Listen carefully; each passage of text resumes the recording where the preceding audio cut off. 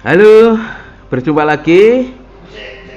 Namun bagi teman-teman yang belum melihat sesi 1, silahkan tonton dulu sesi 1 di sini. Oke, kita lanjutkan teman-teman. Selasa 19 Mei 1998, mengantisipasi semakin maraknya demonstrasi baik di gedung DPR MPR maupun di berbagai penjuru tanah air. Pimpinan DPR mengadakan pertemuan konsultasi dengan pimpinan fraksi sekitar pukul 9 pagi. Rapat tersebut dilaksanakan sesuai dengan tata tertib DPR karena seluruh keputusan pimpinan Dewan harus bersama-sama dengan pimpinan fraksi. Dari jajaran pimpinan DPR hadir Harmoko, Abdul Ghafur, Ismail Hasan Metarium, Fatimah Ahmad, dan Sarwan Hamid. Hasil rapat memutuskan mendesak Presiden mengundurkan diri secara konstitusional. Pada saat yang sama, pada tanggal 19 Mei 1998 dari pukul 9 pagi hingga pukul 11.32 siang di ruang Jepara Istana Merdeka, Presiden Soeharto mengundang sejumlah tokoh. Pertemuan tersebut disiarkan langsung melalui jaringan televisi. Pertemuan konsultasi pimpinan DPR dan pimpinan fraksi terpaksa ditunda sebentar karena untuk mendengar penjelasan Presiden Soeharto melalui siaran televisi. Para tokoh masyarakat yang diundang hadir berasal dari kalangan cendekiawan dan ulama.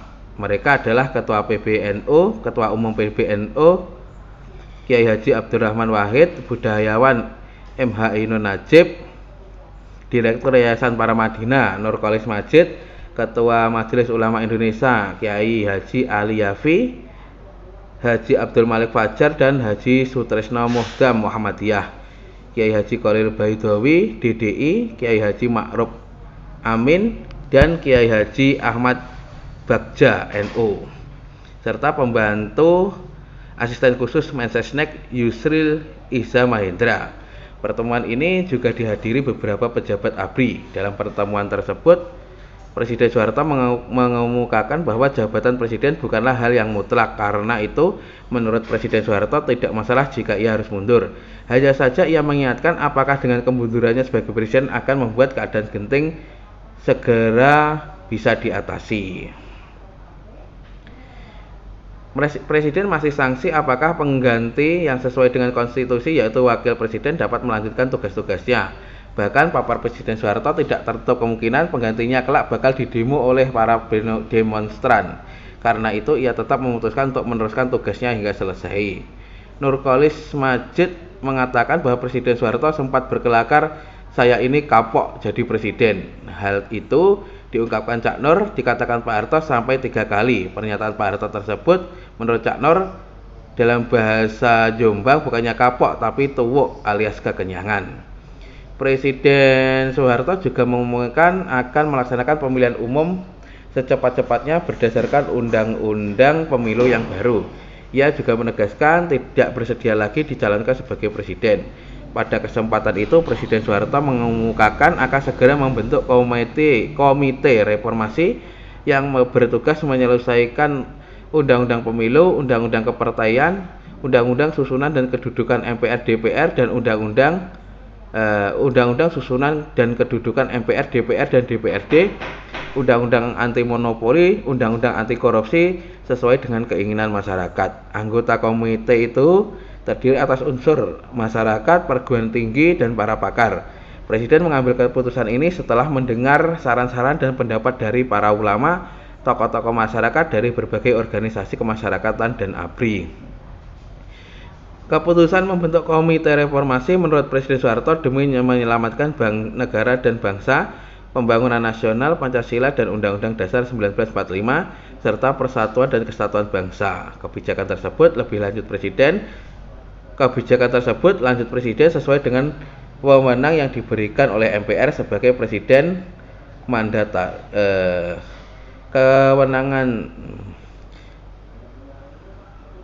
Kebijakan tersebut lanjut Presiden sesuai dengan kewenangan yang diberikan oleh MPR.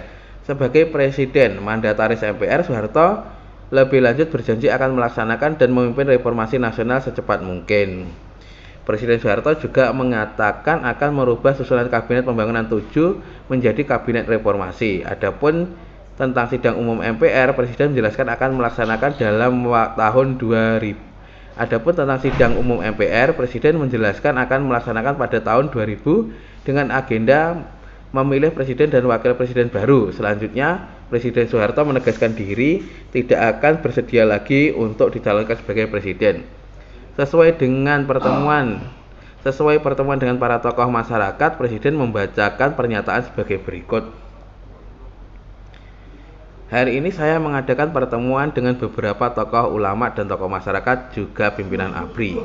Antara lain, saya minta beberapa pandangan dan nasihat untuk menghadapi keadaan negara yang sama-sama telah kita alami dan kita bersama telah mengetahui sekarang. Tentu semua ini adalah keprihatinan bagi kita yang mempunyai rasa tanggung jawab terhadap keselamatan bangsa, negara, dan bangsa ini. Antara lain, ada keinginan agar saya mundur dari kedudukan sebagai presiden.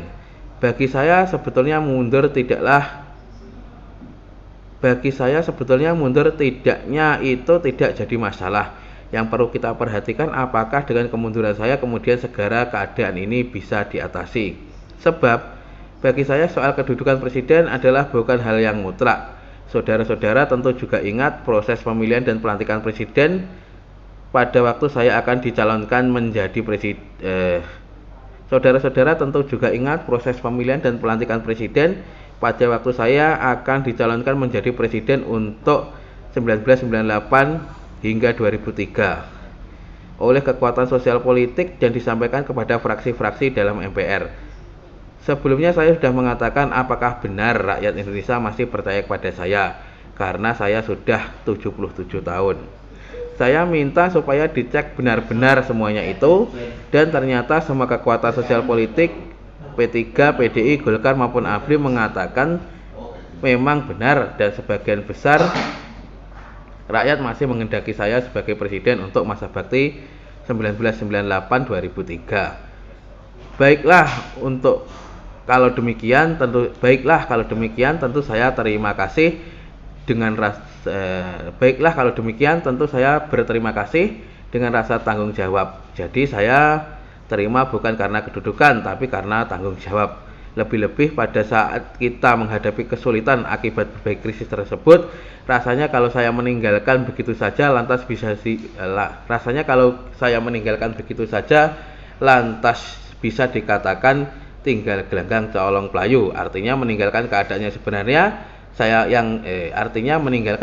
sebenarnya saya masih harus turut bertanggung jawab. Karena itu, pada waktu itu sekali lagi saya menerima dengan rasa tanggung jawab semata-mata terhadap negara dan bangsa Indonesia. Sekarang ternyata baru saja timbul suara yang tidak seluruhnya mendukung dan percaya. Mereka akan melakukan unjuk rasa bahwa mereka sudah tidak percaya lagi kepada saya, sehingga lantas mengajukan tuntutan supaya mundur. Bagi saya, mundur itu sekali lagi tidak masalah karena saya sudah punya pendirian untuk tidak jadi presiden dan saya bertekad ngaman dito. Dalam arti saya akan mendekatkan diri dengan Tuhan, kemudian mengasuh anak-anak dengan sebaik-baiknya supaya menjadi warga negara yang baik. Kepada masyarakat saya akan memberikan nasihat kepada negara dan dirinya sendiri, tut uri handayani, menggunakan segala apa yang kita miliki untuk membantu negara. Sekarang kalau tuntutan pengunduran diri itu saya penuhi secara konstitusional, maka harus saya serahkan kepada wakil presiden. Kemudian timbul apakah ini juga merupakan jalan penyelesaian masalah dan tidak akan timbul lagi masalah baru. Nanti jangan-jangan wakil presiden juga lantas harus mundur lagi. Kalau begitu terus-menerus dan itu menjadi presiden dan itu menjadi presiden atau menjadi kejadian buruk dalam kehidupan kita berbangsa, bernegara, dan bermasyarakat. Dengan sendirinya negara dan bangsa kita akan kacau, seolah-olah tidak mempunyai landasan dalam menjamin kehidupan kita dalam berbangsa dan bernegara, menjamin kehidupan kita dalam berbangsa dan masyarakat. Sedangkan kita memiliki dasar Pancasila dan Undang-Undang 45. Berarti kita memiliki konstitusi. Kalau konstitusi itu oleh setiap warga negara dan kita tidak berpegang teguh, tentu negara dan bangsa akhirnya akan menjadi tidak langgeng berdirinya. Bahkan mungkin berganti-ganti yang kemungkinan juga berakibat ada yang setuju dan ada yang tidak, yang berarti pula akan mengakibatkan pertentangan yang lebih tajam, mungkin sampai pada perang saudara dan lain sebagainya. Kalau ini terjadi, siapa yang rugi? Tentu juga bangsa kita sendiri. Sedangkan negara Republik Indonesia yang diproklamasikan pada 17 Agustus 1945, kemudian diiringi dengan lahirnya Pancasila dan Undang-Undang Dasar 45, sehari sesudahnya merupakan warisan dari pejuang-pejuang kita yang telah gugur untuk dijadikan landasan yang baik bagi bangsa kita yang sangat majemuk dalam kehidupan berbangsa, bernegara, dan bermasyarakat.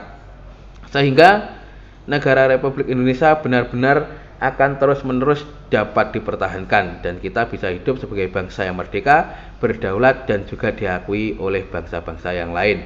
Sekali lagi bahwa soal mundur bagi saya tidak masalah, hanya masalahnya rasa tanggung jawab saya. Perlu dipikirkan bagaimana negara dan bangsa kita.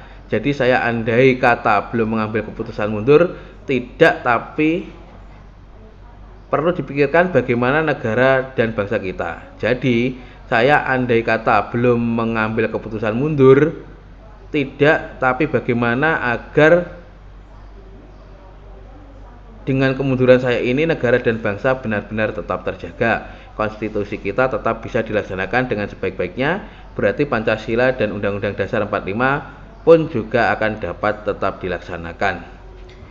Karena itulah saya harus mengambil langkah yang tidak meninggalkan konstitusi, tapi yang bisa digunakan sebagai landasan dalam menyelesaikan persoalan, mengatasi berbagai krisis kepercayaan, perusakan-perusakan yang terjadi akhir-akhir ini dengan sendirinya menambah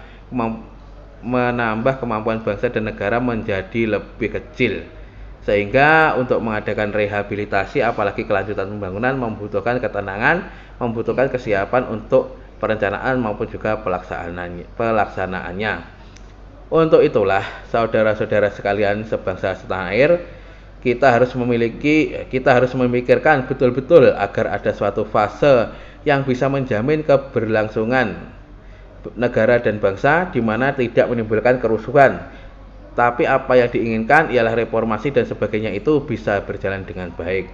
Sekali lagi saudara-saudara sebangsa dan setanah air, hendaknya kita benar-benar meresapkan, berpikirlah nasib bangsa dan negara, berpikirlah nasib negara dan bangsa Indonesia, berpikirlah keselamatan rakyat dan bangsa Indonesia. Jangan sampai karena emosi tidak terkendali kemudian bangsa kita akan menjadi lebih miskin dan lebih menderita. Sedangkan cita-cita perjuangan kita untuk memproklamasikan kemerdekaan Republik Indonesia yang berdasarkan Pancasila dan Undang-Undang Dasar 45 adalah untuk menyejahterakan rakyat Indonesia. Kita berjuang untuk mengisi kemerdekaan dan membangun agar masyarakat adil dan makmur berdasarkan Pancasila itu benar-benar akan bisa terwujud. Sekali lagi, maksud saya dalam mengambil jalan yang saya kemukakan tadi semata-mata untuk menyelamatkan negara dan bangsa. Segala sesuatu harus kita laksanakan berdasarkan konstitusi kita. Saya berharap semuanya itu dapat dimengerti dan tidak perlu lagi khawatir. Saya tidak akan mempertahankan untuk menjadi presiden, sama sekali tidak. Ada yang mengatakan apabila saya tidak menjadi presiden, kembali menjadi anggota masyarakat biasa, saya masih bisa berguna bagi masyarakat dan bangsa dan masih banyak pengabdian yang bisa saya berikan. Jadi demikianlah. Ada juga yang menyatakan terus terang saja dalam bahasa Jawanya, tidak menjadi presiden tidak paten, kembali menjadi warga negara biasa tidak kurang terhormat. Daripada presiden asalkan kita bisa memberikan pengabdian kepada negara dan bangsa. Jadi jangan dinilai saya sebagai penghalang, tidak sama sekali. Semata-mata karena tanggung jawab saya untuk membuat keselamatan bangsa dan negara. Kita harus mengambil langkah-langkah yang konstitusional tetapi juga diridhoi oleh Tuhan Yang Maha Esa dengan menempuh jalan yang benar. Saya berharap semua pernyataan saya bisa dimengerti oleh rakyat seluruhnya, sehingga lantas menghentikanlah segala kegiatan yang akhirnya membawa akibat penderitaan rakyat kita. Hentikanlah menghasut dan lantas mendorong rakyat untuk berbuat salah. Sebenarnya rakyat tidak mempunyai jiwa untuk berbuat salah, tapi jika sampai rakyat berbuat salah, itu karena dihasut, didorong, sampai lantas lupa. Dan memang ini harus kita akhiri karena bisa mempengaruhi nama dan martabat bangsa kita. Sekali lagi, terima kasih atas perhatian para wartawan dan juga saudara-saudara ulama. Setelah mendengarkan saran-saran dan pendapat dari para ulama, tokoh-tokoh masyarakat, berbagai organisasi kemasyarakatan, dan pendapat dari Angkatan Bersenjata Republik Indonesia, maka untuk menyelamatkan negara dan bangsa, pembangunan nasional, Pancasila, dan Undang-Undang Dasar 1945, serta persatuan dan kesatuan bangsa, saya mengambil keputusan sesuai dengan wewenang yang diberikan oleh Majelis Permusyawaratan Rakyat sebagai Presiden Mandataris MPR. Saya akan melaksanakan dan memimpin reformasi nasional secepat mungkin. Untuk itu, saya akan membentuk komite reformasi yang anggotanya terdiri dari atas tokoh masyarakat dan para pakar dari perguruan tinggi. Tugas komite ini segera menyelesaikan Undang-Undang Pemilu, Undang-Undang Kepartaian, Undang-Undang Susunan dan Kedudukan MPR, DPR, dan DPRD, Undang-Undang Anti Monopoli, Undang-Undang Anti Korupsi, dan lain sebagainya sesuai dengan keinginan masyarakat. Pemilihan umum akan dilaksanakan secepat-cepatnya berdasarkan Undang-Undang Pemilu yang baru. Melaksanakan sidang umum MPR hasil pemilihan tersebut antara lain untuk menetapkan GBHN, memilih presiden dan wakil presiden dengan ketetapan-ketetapan lainnya. Saya dengan ini menyatakan bahwa saya tidak akan bersedia lagi untuk dicalonkan sebagai presiden. Untuk melaksanakan tugas-tugas yang sangat berat karena berbagai krisis di bidang ekonomi, politik, dan hukum, maka saya segera melakukan reshuffle kabinet sehingga Kabinet Pembangunan 7 berubah menjadi kabinet baru yang dinamakan Kabinet Reformasi. Saya minta ABRI menjaga kewaspadaan dan keselamatan nasional, menciptakan keamanan dan ketertiban bersama-sama dengan bergandengan tangan dengan seluruh masyarakat. Kesempatan ini saya gunakan untuk menyampaikan duka cita yang sedalam-dalamnya kepada keluarga korban peristiwa Trisakti dan keluarga korban kerusuhan yang terjadi. Semoga arwah para korban diterima oleh Tuhan Yang Maha Esa dengan sebaik-baiknya. Kepada sanak keluarga korban kiranya diberi kekuatan iman dan ketabahan oleh Tuhan Yang Maha Esa. Akhirnya saya menyampaikan terima kasih yang setulus-tulusnya atas dukungan masyarakat dalam melaksanakan reformasi nasional yang sedang kita laksanakan. Semoga Allah melindungi bangsa dan negara Republik Indonesia. Demikianlah pernyataan Presiden Soeharto yang disiarkan melalui televisi. Sementara itu, di gedung DPR MPR, setelah peserta pertemuan konsultasi antara pimpinan DPR dan pimpinan fraksi menyaksikan pernyataan tertulis Presiden Soeharto melalui televisi, pertemuan itu dilanjutkan. Hasil pertemuan konsultasi pimpinan DPR dan pimpinan fraksi yang akan disampaikan langsung kepada Presiden Soeharto. Keputusan ini dilakukan karena DPR menginginkan adanya kesetaraan fungsi dan peranan dengan lembaga tinggi negara, yaitu Presiden. Kepekaan DPR sangat dibutuhkan saat itu untuk menyampaikan aspirasi rakyat. Kesepakatan yang dihasilkan pada pertemuan konsultasi itu adalah sebagai berikut. Mengenai reformasi, bahwa aspirasi masyarakat dan tuntutan masyarakat mengenai reformasi dilakukan secara menyeluruh sebagaimana diserap oleh Dewan dilaksanakan secara berkelanjutan. Untuk itu, Dewan mempercepat pelaksanaan agenda reformasi itu. Kesimpulan awal menambah reformasi dalam bidang politik, ekonomi, dan hukum yang akan diimplementasikan dalam masa sidang ini. Mengenai pengunduran diri Presiden, berkenaan dengan adanya aspirasi dari masyarakat yang menghendaki Presiden mengundurkan diri, sebagaimana yang telah disampaikan oleh pimpinan Dewan kepada Presiden, fraksi-fraksi sepenuhnya dapat memahami dan sepakat untuk dilaksanakan secara konstitusional.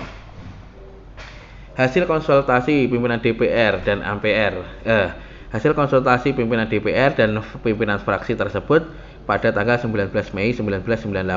Hari itu juga disampaikan pimpinan DPR kepada masyarakat melalui konferensi pers. Hasil konsultasi tersebut membenarkan dan mengukuhkan keterangan pers pimpinan Dewan yang disampaikan pada tanggal 18 Mei sehari sebelumnya.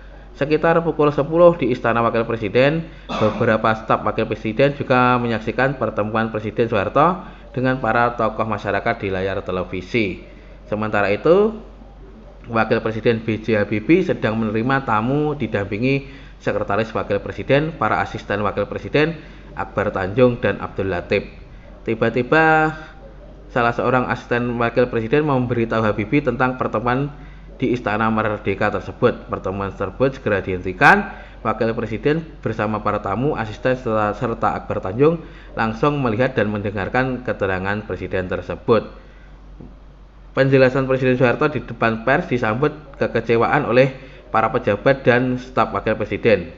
Bahkan asisten Wakil Presiden Ahmad Pratik yang mengatakan Pak Harto telah mengkhianati B.J. Habibie sekaligus mengabaikan berlakunya pasal 8 Undang-Undang Dasar 1945 karena tidak mempercayai Wakil Presiden, dan disampaikan secara terbuka kepada masyarakat bahwa Presiden sanksi apakah Wakil Presiden dapat melanjutkan tugas-tugasnya, apakah tidak akan menjadi sasaran demonstrasi, apakah nanti juga harus mengundurkan diri. Malam harinya, B.J. Habibie yang sekaligus menjabat sebagai koordinator harian Keluarga Besar Golkar menghadap Presiden Soeharto di Jalan Cendana pukul 20.30 WIB untuk membahas berbagai keadaan yang telah berkembang. Sebelumnya sekitar pukul 18 WIB, B.J. Habibie telah menerima telepon dari Ketua DPR MPR Harmoko yang juga menjabat sebagai Ketua Umum Golkar dan pimpinan fraksi lainnya. Intinya demi persatuan dan kesatuan bangsa, secara arif dan bijaksana Presiden Soeharto sebaiknya mengundurkan diri. Wakil Presiden B.J. Habibie pun bertanya kepada Harmoko apakah putusan tersebut sudah pernah dibicarakan dengan Presiden Soeharto. Ternyata hal tersebut belum dilakukan oleh Harmoko karena pernyataan tersebut bersifat pribadi dan sulit untuk melakukan hubungan dengan Presiden Soeharto. Karena itulah Harmoko mengaku perlu menelpon Wakil Presiden B.J. Habibie agar hal tersebut disampaikan kepada Presiden Soeharto. Selain itu, melalui Wakil Presiden, Harmoko mengharapkan kesediaan Presiden meluangkan waktu untuk mendengarkan penjelasan langsung darinya. Menanggapi permintaan Harmoko tersebut, B.J. Habibie menyarankan agar Harmoko dan Abdul Ghafur selaku pimpinan Golkar dan pimpinan DPR memberikan laporan tertulis kepada Presiden Soeharto selaku Ketua Dewan Pembina Golkar. Usulan B.J. Habibie itu pun disetujui Harmoko.